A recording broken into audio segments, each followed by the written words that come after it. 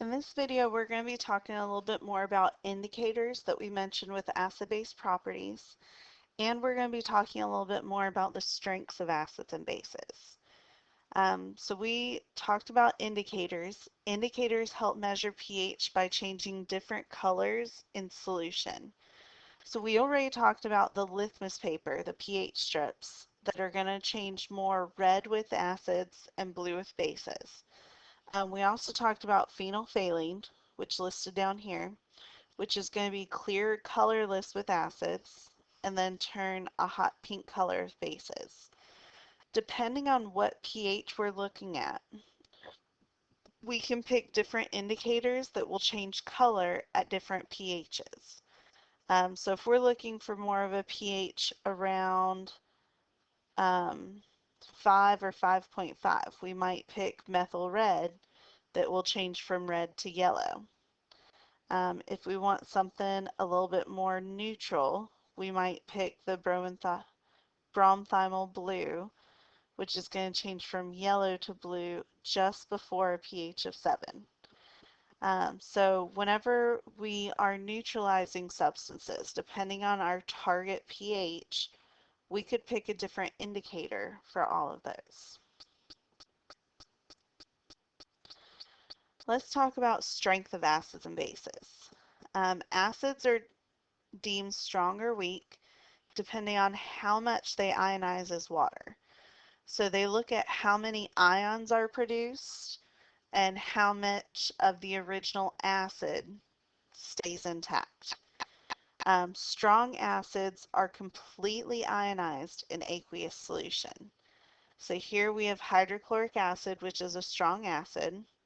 When combined with water, and there's a single arrow here, is completely split into the hydronium ions and chlorine, or chloride ions. We're not going to have any of that original hydrogen chloride or hydrochloric left at all.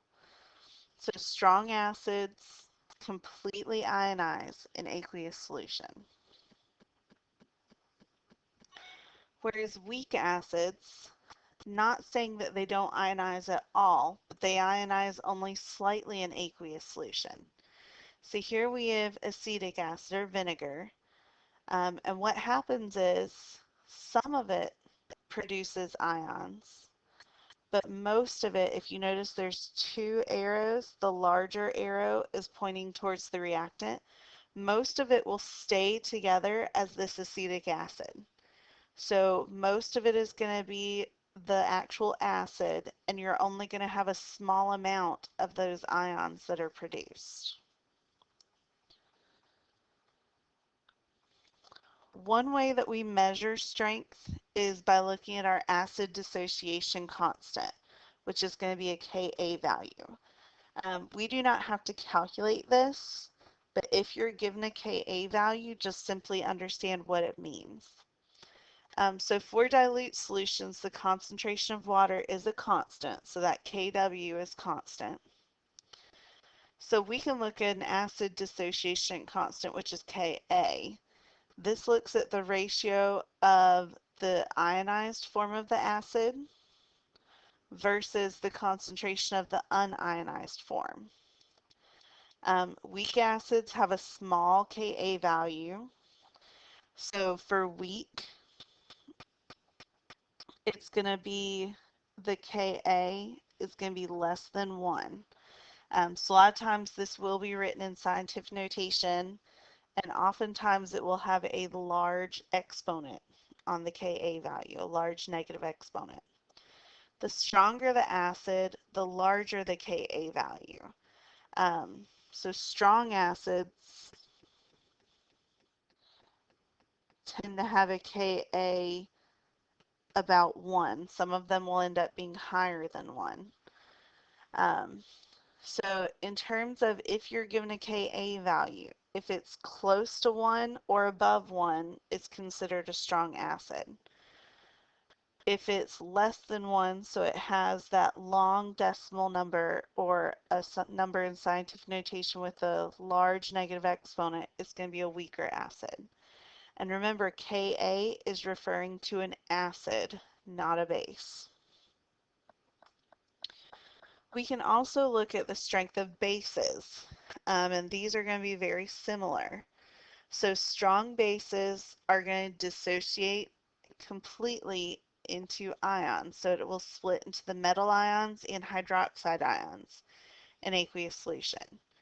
Whereas weak bases, when they react with water, form the hydroxide ion and a conjugate acid of the base.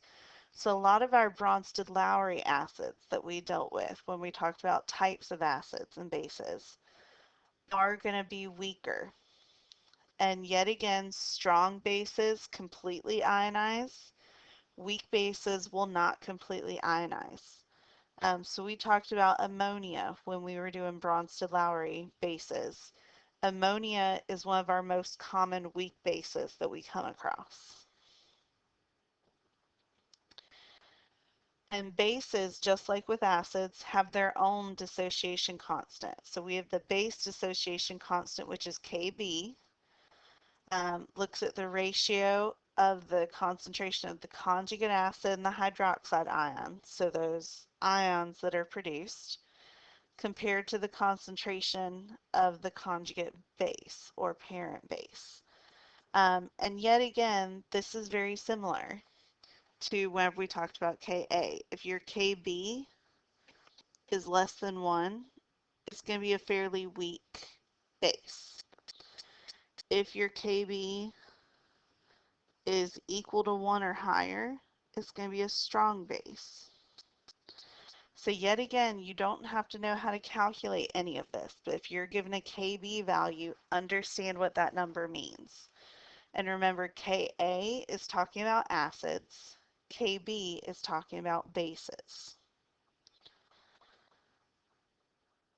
And last slide for this section.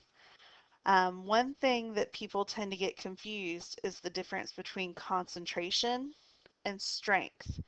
So we talked about concentration earlier with solutions. Of concentrate and dilute refers to how many moles are dissolved in a given volume. So this is strictly going to be looking at that molarity. Is it a 0.1 molar substance? Is it a 1 molar substance or a 12 molar substance? That number is going to tell you if it's concentrated or dilute. Strong or weak refers to how much of the aster base ionizes or dissociates. So you can have a really concentrated, so say a 3 molar solution of acetic acid or vinegar, but vinegar does not dissociate. So you can have a concentrated weak acid, or you can have a dilute strong acid. The two are not synonymous with one another. So make sure to keep these different or separate in your mind. There's no additional work for today, so utilize the time to make sure you have completed all other assignments.